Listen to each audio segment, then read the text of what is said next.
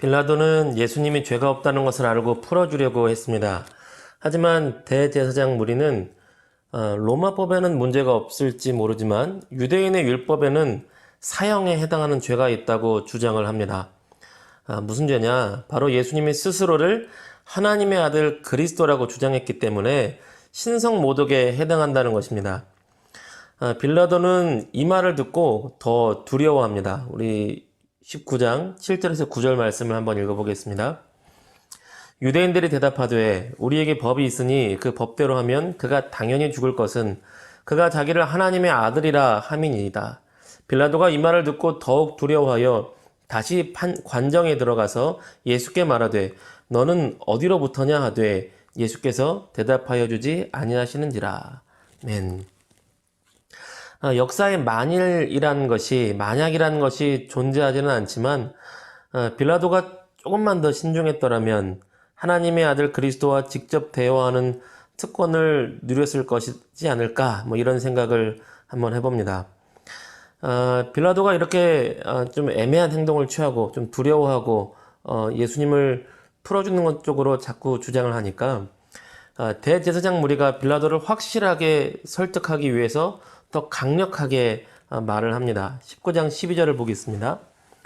이러함으로 빌라도가 예수를 넣으려고 힘썼으나 유대인들이 소리질러 가로되 이 사람을 놓으면 가이사의 충신이 아니니이다. 무릇 자기를 왕이라 하는 자는 가이사를 반역하는 것이니이다. 로마의 황제를 가이사라고 불렀습니다. 요즘은 카이사르라고 하죠. 자기가 왕이라는 예수를 이대로 풀어주면 가이사, 그러니까 황제의 충신이 아니라는 것입니다. 원어로 보면 가이사의 충신이 아니다라는 말이 가이사의 친구가 아니다 이렇게 되어 있어요. 영어 성경도 그렇고. 이 가이사의 친구가 아니다라는 말은 그 당시의 의미로 보면 가이사와 동맹을 맺은 사람이 아니다라는 의미를 담고 있다 그래요.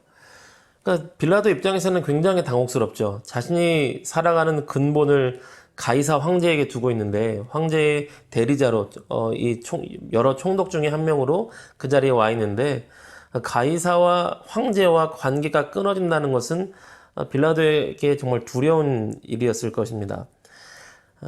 그래서 그 한마디에 좀 무시할 수도 있는데 어차피 정복 국가로의 이제 총독으로서 무시할 수도 있는데 그 말에 너무 영향을 많이 크게 받았던 것 같아요.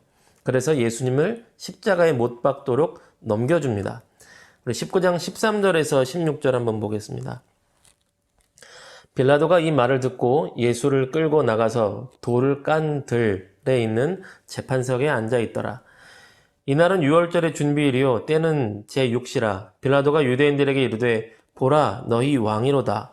그들이 소리 지르되 없이 하소서 없이 하소서 그를 십자가에 못 박게 하소서. 빌라도가 이르되 내가 너희 왕을 십자가에 못 박으랴.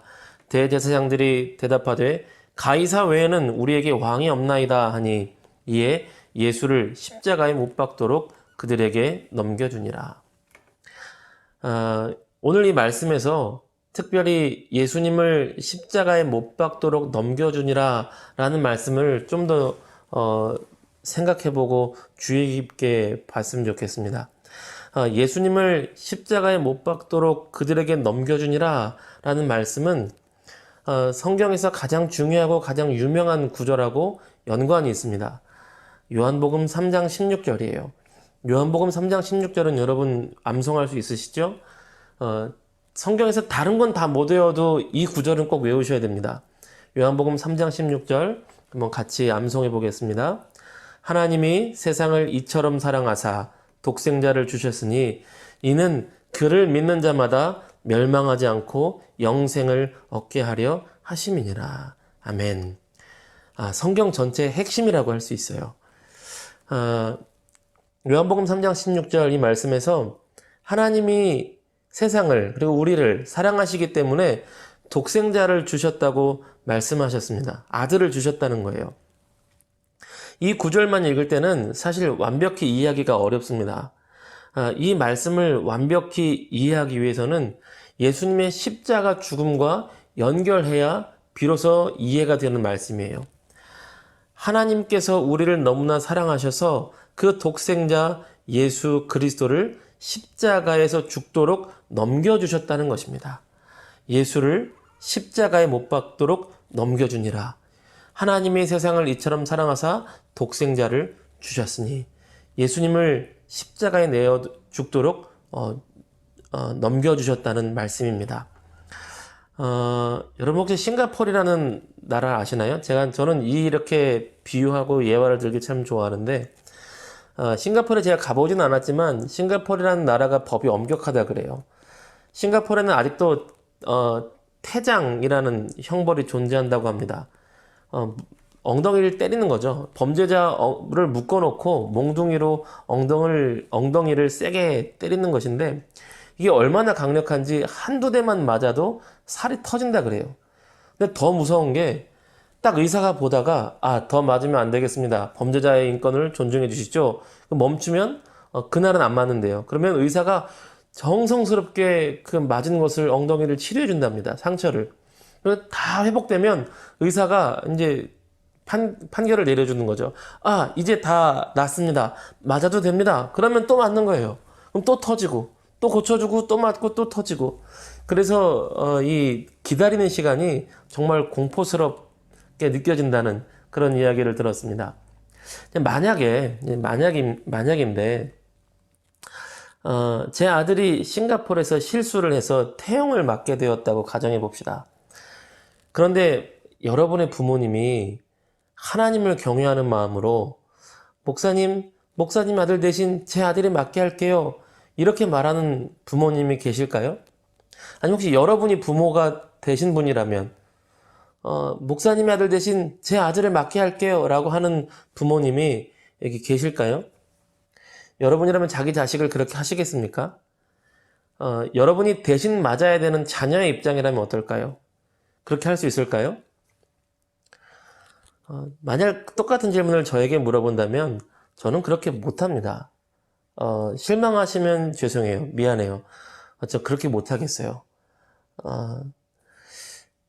제 아들, 딸을 위해서 제가 맞을 수는 있는데 다른 사람을 위해서 제 아들, 딸을 내어놓는 일은 못하겠습니다.